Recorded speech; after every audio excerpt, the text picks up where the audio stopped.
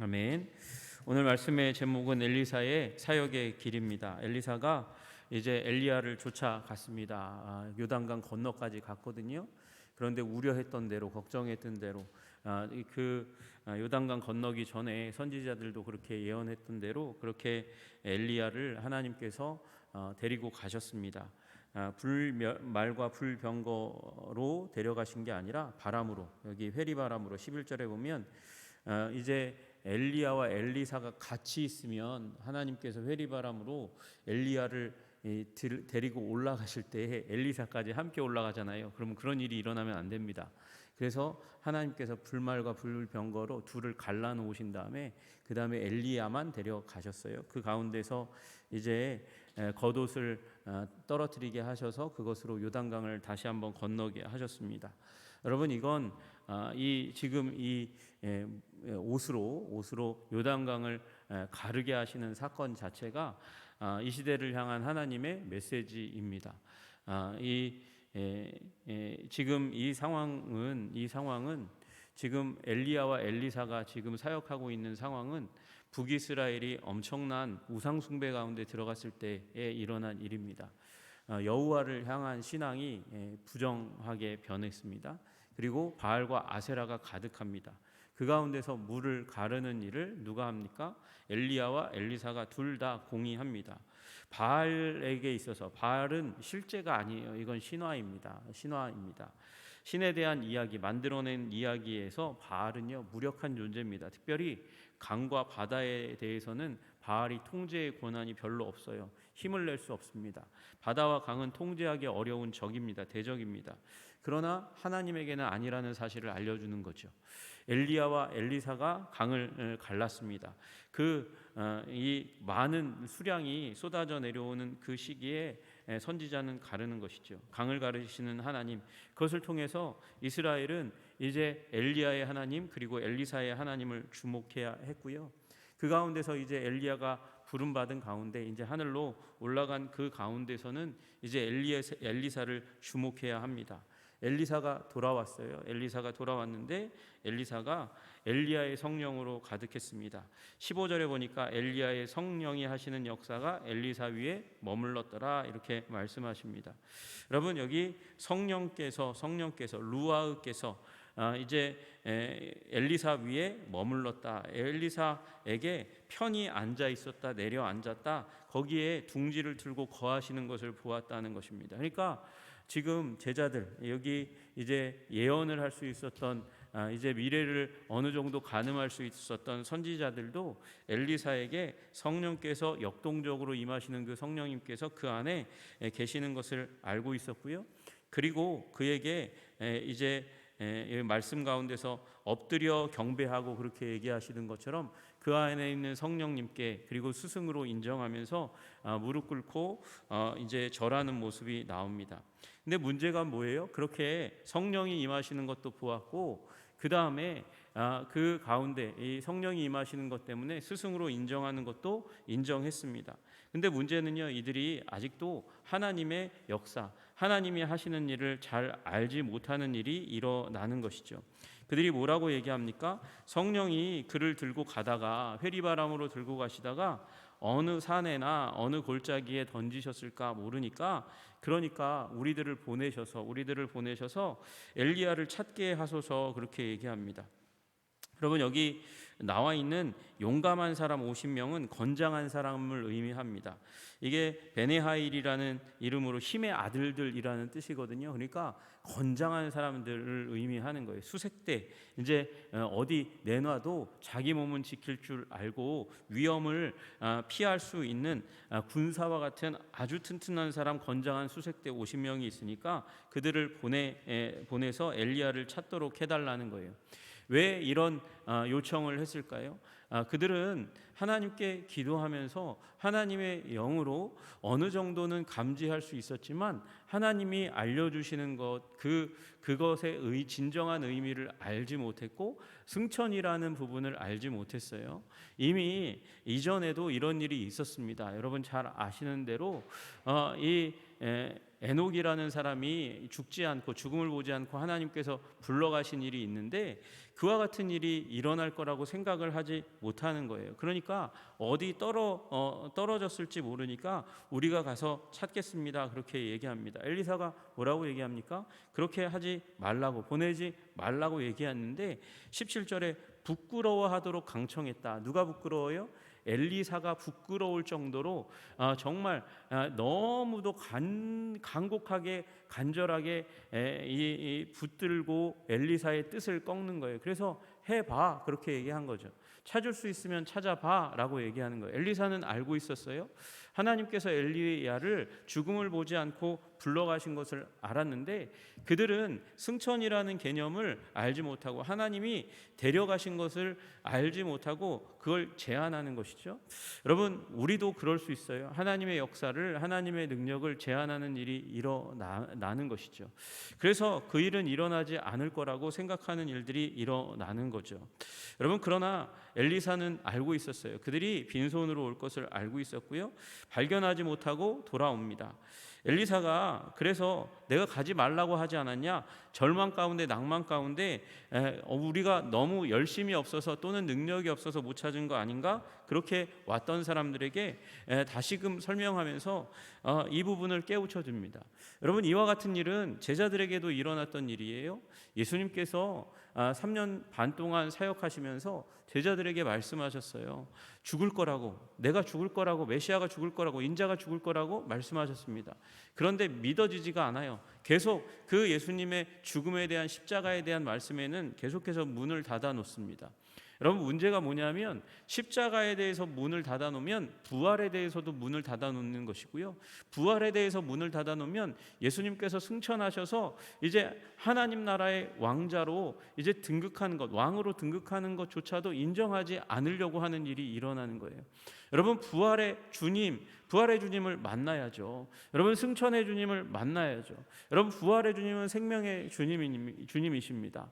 여러분, 다만 우리 인생 가운데 물질적인 부를 더해 주시고 또 우리 삶 가운데 있는 질병을 회복시켜 주시는 주님, 그 주님을 만나는 것만으로도 감격적인 일이지만 여러분, 부활의 주님이라는 의미는 무엇입니까? 죽음을 넘어서서 우리를 영생 가운데로 인도하시는 하나님, 그 하나님을 인정해야 하는 것이 바로 부활의 주님을 만나는 자리인 거죠. 여러분, 우리 주님을, 우리 하나님의 역사를 제한하지 마시기를 주님의 이름으로 축복합니다. 그 너머까지 가야 돼요. 우리가 가지고 있는 신앙의 리미트가 있어요. 여러분, 우리 상식의 리미트가 있고 신앙의 리미트가 있어요. 여러분, 거기를 뛰어넘으시는 여러분들 되시기를 주님의 이름으로 축복합니다. 여러분, 우리 이제 한 아이가 바다에서 이 구덩이를 팝니다. 해변에서 구덩이를 팝니다. 구덩이를 파면서 하려고 했던 일이 무엇이냐면 그 아이가 그 바닷물을 그 구덩이에 담아 놓으려고 하는 것이었어요. 그런데 여러분, 무슨 일이 일어납니까? 밀물이 오면 물이 차지만 썰물이 오면 물이 어느샌가 빠져버리는 일이 일어나는 거예요. 그 가운데서 한 사람이 와서 너 뭐하니? 그렇게 얘기하는 거예요. 바다를 이 구덩이에, 이 내가 만든 구덩이에 담아 보려고요. 그것이 잠에서 깬 한 사람이 발견하는 자기 자신이라는 사실을 알게 됩니다. 그 바닷물은 바로 하나님이었고 그 구덩이는 자기의 지성이었어요. 바닷물이라는 큰 물을 자기의 지성 안에 담아 보려고 했던 이 어린이는 바로 어거스틴이라는 사람이었습니다. 여러분, 어거스틴이 하나님 나라에서 우리 기독교 역사 가운데서 탁월한 지성인이요 신학자로 인정받는 분이에요. 여러분, 그런데 그가 탁월한 신학자로 역사 가운데 인정받는 이유가 무엇이냐 하면 그는 은혜의 신학자였기 때문에 그래요. 은혜의 신학자가 무슨 의미입니까? 나는 아무리 노력해도 구원받을 수 없는 사람입니다. 나는 하나님의 은혜를 추구해야 하는 사람이고 하나님의 은혜 가운데서만 구원받을 수 있는 연약한 사람입니다. 여러분, 이 어거스틴은 누구를 재발견한 거냐면 바울의 재발견이에요.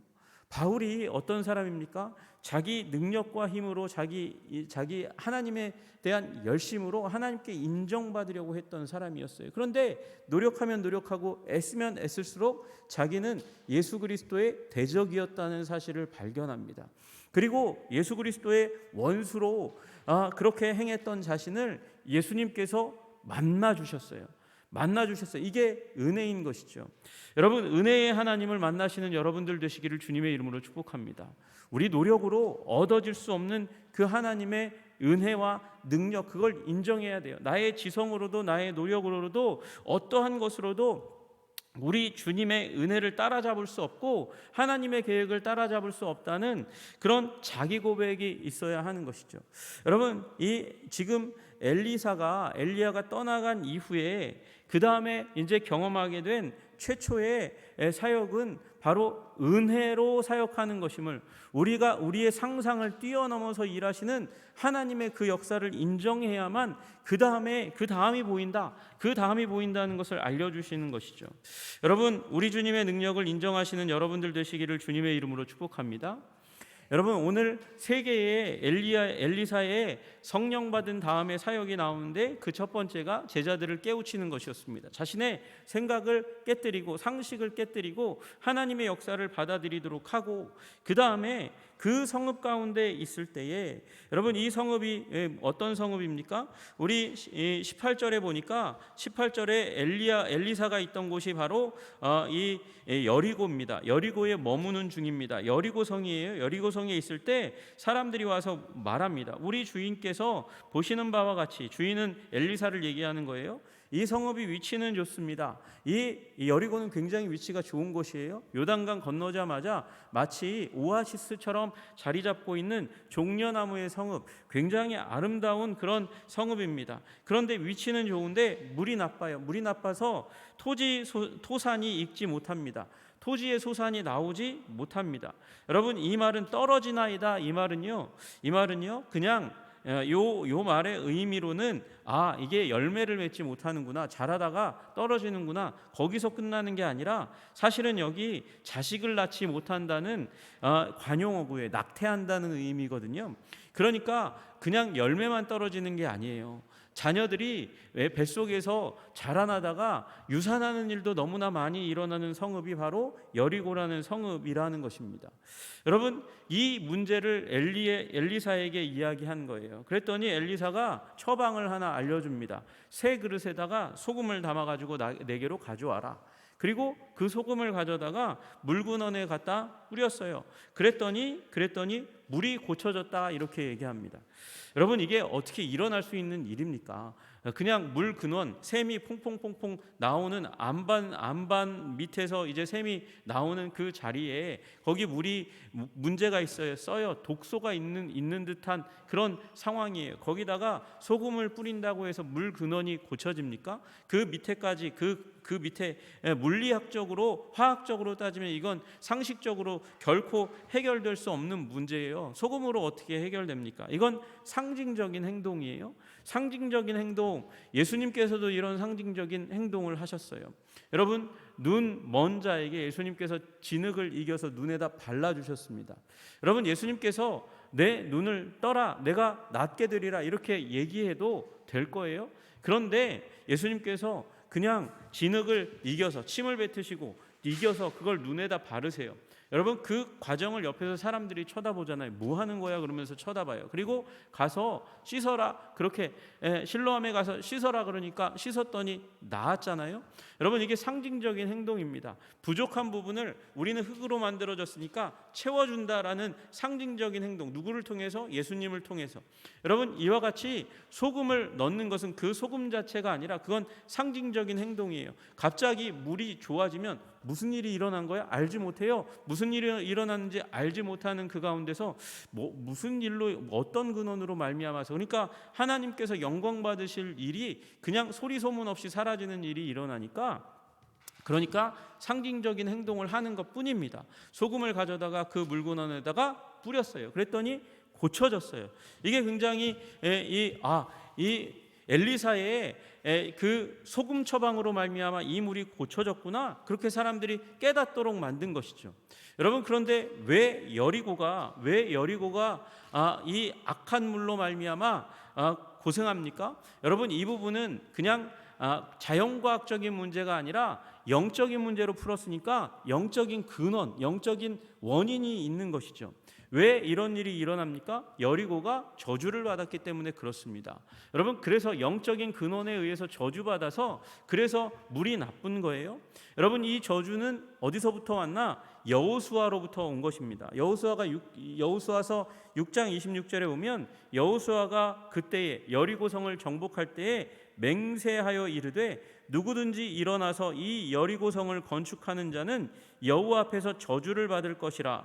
여리고가 망했잖아요. 다 부서졌잖아요. 그런데 그 저주를 받은 그 가운데서 성을 건축하면 그 성을 건축한 자가 저주받을 거야. 그렇게 얘기한 거예요.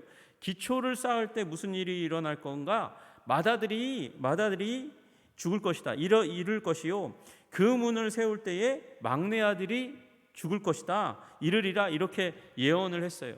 정말 그렇게 되었습니다.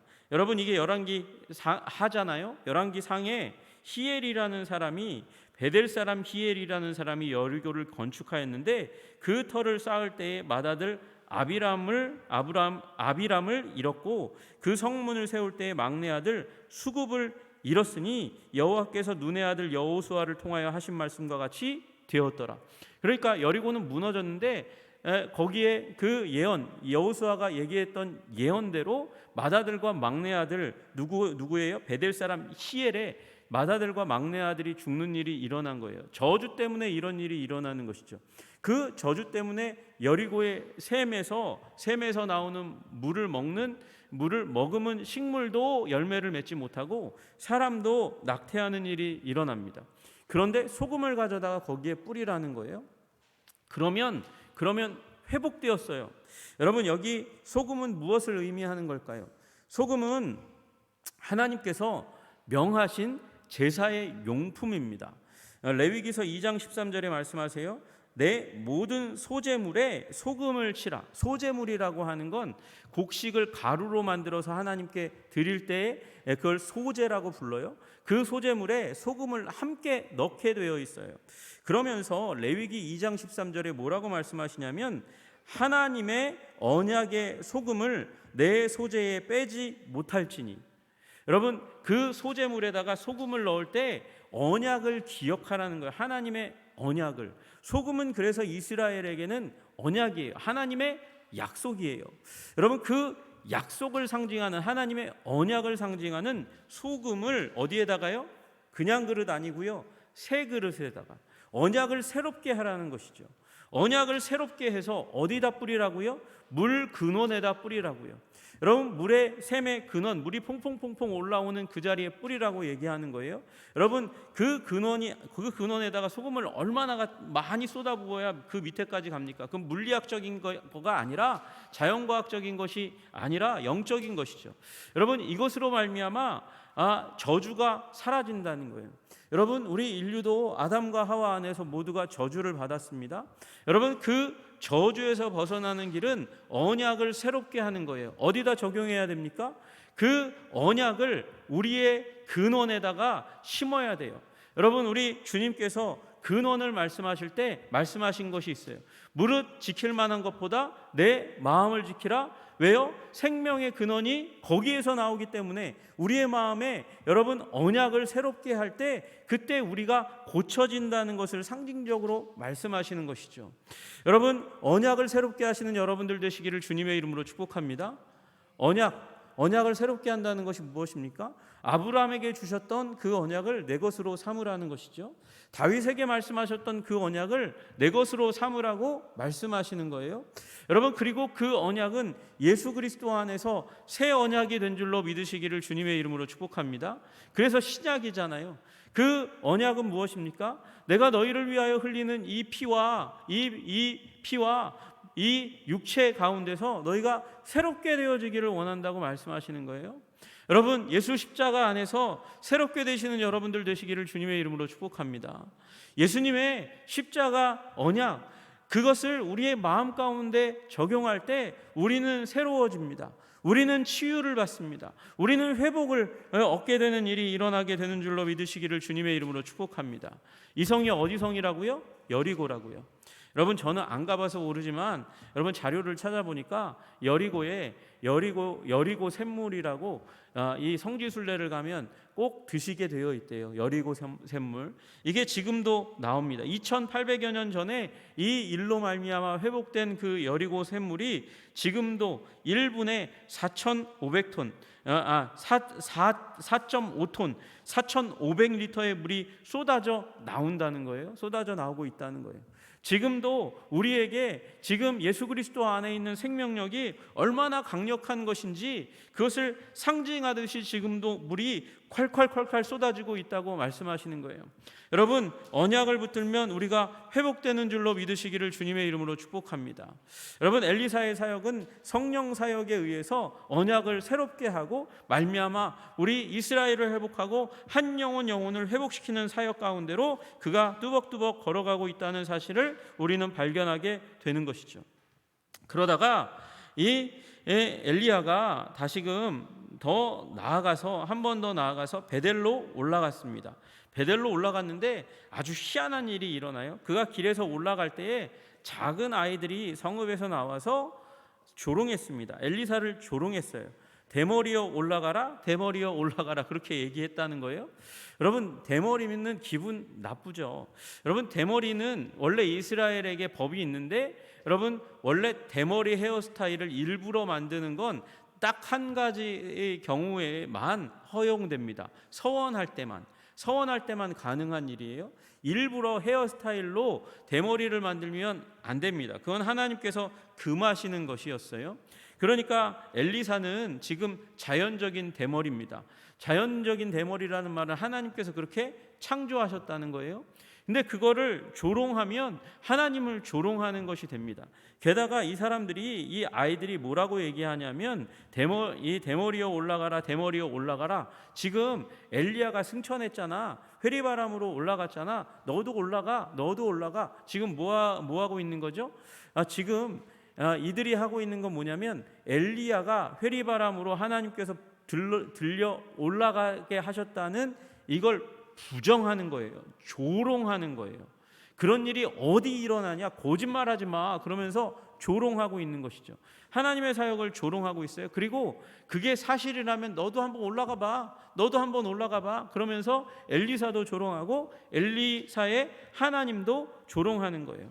그런데 그런 조롱의 소리 가운데서 엘리사가 뒤로 돌이켜 여호와의 이름으로 저주했더니 무슨 일이 일어납니까? 수풀에서 암콤 둘이 나와가지고 아이 42명을 죽였대요.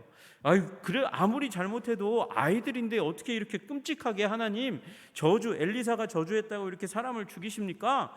우리 머리로는 도저히 이해하기가 힘든 일인데 사실 알고 봐야 돼요. 모르고 보면 이게 너무 잔인한 일이지만 알고 봐야 된다는 것이죠. 여기 작은 아이들이라고 부른 나하르라는 단어는 12살에서 15살을 의미합니다. 그러니까 그 사이 조금 더 큰 아이까지도 포함한다고 하면 여러분 최소한 이제 초등학교 상급 학년부터 시작해서 고등학교까지의 나이예요. 사리분별이 되는 아이들입니다. 그런데 이들이 왜 여호와를 조롱했는가? 여러분 이들은 지금 우상 숭배의 시대 가운데 자라나고 있는 아이들이고 그리고 이 도시 자체가 우상 숭배의 도시라는 사실을 우리가 기억하면 이 아이들이 우상 숭배의 정신에 젖어서 여호와 하나님을 조롱하고 있다는 사실을 알게 되는 거예요. 여러분 베델은 잘 아는 대로 야곱이 꿈꾼 곳입니다. 도피하다가 꿈을 꾼 곳이에요. 그래서 하나님의 집이라고 불리웠던 그곳이죠. 그런데 여로보암이 이제 나라를 이 솔로몬으로부터 분할해서 북이스라엘을 세운 다음에 그 다음에 여기에다가 금신상을 세웁니다. 금송아지 신상을 세웁니다. 그리고 여기를 우상숭배의 자리로 만들어버리고 말았습니다. 열왕기상 12장 28절 29절에 이렇게 쓰여져 있습니다. 이에 계획하고 두 금송아지를 만들고 무리에게 말하기를 너희가 다시는 예루살렘에 올라갈 것이 없도다. 이제 남유다 가지마, 예루살렘 가지마. 이스라엘아 이는 너희를 애굽에서 인도하여 올린 너희 신들이라. 뭐가요? 금송아지가요. 신들이라. 그리고 하나는 베델에 하나는 단에 두어서 우상을 숭배하도록, 지금 가나안 나올 때에 그때 금송아지 만들었던 그것을 재현해 가지고 지금 여호와 신앙을 조롱하는 일이 일어나는 거예요. 여러분, 여기 베델에서 1.5km 떨어진 지역에 데이르 딥완이라는 지명이 있는데, 거기가 두 곰의 굴이라는 곳이라고 불려요. 아마 이 두 곰이 살던 굴이 있고 거기서부터 나와가지고 이 아이들을 죽였을 거예요. 여러분, 이 아이들은 그래서 그냥 평범한 아이들이 아니라 우상 숭배의 본진 가운데서 자라나던 아이들이고, 그래서 바알 신앙, 아세라 신앙 가운데 젖어 있어서 여호와 예배자를 무시하고 여호와를 무시하고 여호와 제사장들을 무시하는 자들이었다는 사실을 알게 되는 것이죠. 그래서 하나님이 하신 사역을 조롱하고 하나님의 사역자를 조롱하고 하나님이 만드신 하나님의 사역자의 그 외모 때문에 그 하나님의 사역에 영광을 보지 못하고 조롱하는 일들이 일어나게 된 것입니다. 여러분, 그래서 하나님께서 그들을 치신 것이에요. 여러분, 아까 말씀드렸던 그 한 사람, 이 히엘이라는 사람, 첫째 아들 그리고 막내 아들을 어디에서 잃었어요? 여리고를 건축하다가 그러다가 첫째 아들과 막내 아들을 잃었던 히엘이라는 사람의 출신지를 그 앞에다가 적었어요. 아까 말씀을 한번 드렸어요. 어디 사람? 베델 사람이라고요. 여러분, 이 사람 베델 사람, 다시 얘기해서 우상 숭배의 이 도시 가운데서 자랐던 이 히엘이라는 사람이 여리고 성을 지을 때 그냥 지은 게 아니에요. 여호와의 저주가 여호수아를 통해서 이 여리고에 부어졌다고? 웃기지 마. 나는 여호와 믿지 않아. 나의 하나님 바알이, 나의 하나님 아세라가, 나의 신 아세라가 나를 지켜주고, 그래서 이 여리고를 지을 때 그 저주가 나에게는 임하지 않을걸? 그러면서 지었다가 하나님의 능력을 무시했다가 그 결과를, 그 비극을 얻게 된 것이죠. 여러분, 그래서 엘리사의 사역의 또 다른 측면은 다시금 하나님의 능력을 만홀하게 여기고 하나님의 선지자를 통해 선지자의 허점을, 약점을 가지고 여호와를 비웃으면 그러면 저주를 받는다는 사실을 다시금 알려주는 것이죠. 여러분, 예수 안에도 저주가 있다는 사실을 아시잖아요. 그죠? 어디 있어요? 예수를 믿지 않으면 저주 가운데 가는 거예요. 이미 저주를 받은 것이죠. 복을 받지 못하는 거예요. 은혜를 받지 못하는 거예요. 여러분, 그래서 예수님 안에도, 예수 그리스도 밖에 있으면, 예수 안에 있으면 은혜요 복이지만 그 메시지를 듣고도 버리고 그 밖에 있기를 선택하면, 그 말씀에 순종하지 않으면 내 상식과 내 이성에 맞지 않는다고 하나님의 역사를 부정하면 그 하나님의 능력을, 하나님의 아름다우심을, 영광을 경험하지 못하는 일이 일어날 거라고 말씀하시는 것입니다. 여러분, 그러므로 지금 여기 엘리사가 하고 있는 성령의 사역과 마찬가지로 우리 주님께서 행하시고 계시는 성령 사역 가운데서 이런 특징들을 여러분 깨달아 아시고 내 것으로 삼고, 그리고 악한 것은 버리시는 여러분들 되시기를 주님의 이름으로 축복합니다. 내 상식과 내 이성을 벗어난다 할지라도 하나님의 말씀이 예라고 하면 예라고 하는 여러분들 되시기를 주님의 이름으로 축복합니다. 아멘의 사람 되시기를 주님의 이름으로 축복합니다. 여러분, 예수님은 죽으시고 부활하시고 승천하셨습니다. 그리고 죽으실 때 십자가에서 행하신 그 사역으로 말미암아 믿어지지 않지만 나의 죄악이 다 해결되고 지옥으로 가는 최후의 운명이 우리 생명으로 가는, 천국으로 가는 그 길로 뒤바뀌어진 것을 믿으시기를 주님의 이름으로 축복합니다. 그리고 우리 언약을 새롭게 할 때, 이 언약 가운데 머무르고 그것을 내 심령 가운데 쏟아 부을 때, 그때 내가 치유되고 회복된다는 사실을 주님의 이름으로 믿으시기를 주님의 이름으로 축복합니다. 여러분, 그렇습니다. 그 자리에 있으면 열매 없는 나의 인생이 열매로 가득 차게 되는 일이 일어나게 될 줄로 믿습니다. 죽음으로 가득 차 있는 그 자리가 생명의 자리로 바뀌는 일이 일어나게 될 줄로 믿으시기를 주님의 이름으로 축복합니다.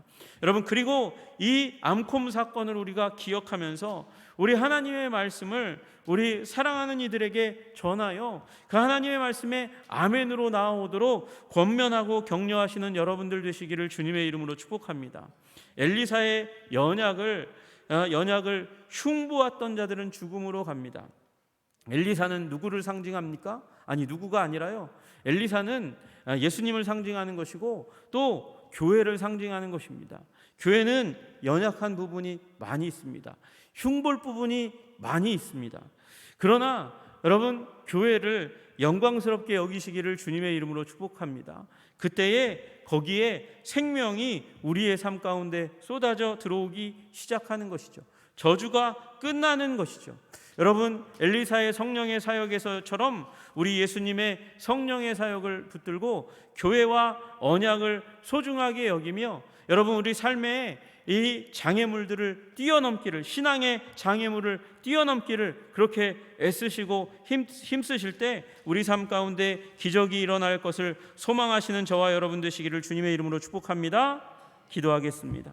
하나님 아버지, 감사하고 찬양합니다. 주님, 우리 삶 가운데 임하시고 우리를 붙들어 주시는 우리 주님의 놀라우신 성령 사역을 깨달아 알 수 있도록 주님 도와주시고, 이 성령 사역 안에서 하나님 영혼의 문제가 해결될 뿐만 아니라 오늘 우리 삶이 회복되고 고쳐지는 은혜도 아버지 경험하게 하여 주시옵소서. 주님, 우리가 우리의 이성과 상식으로 주님을 제한하지 않도록 주님 도와주시고, 또 조롱하지 않도록 주님 우리를 붙들어 주셔서 우리가 저주의 길이 아니라 생명의 길로 계속해서 전진해가는 아버지 생명의 군대가 되게 하여 주시옵소서. 예수님 이름 받들어 기도드리옵나이다. 아멘.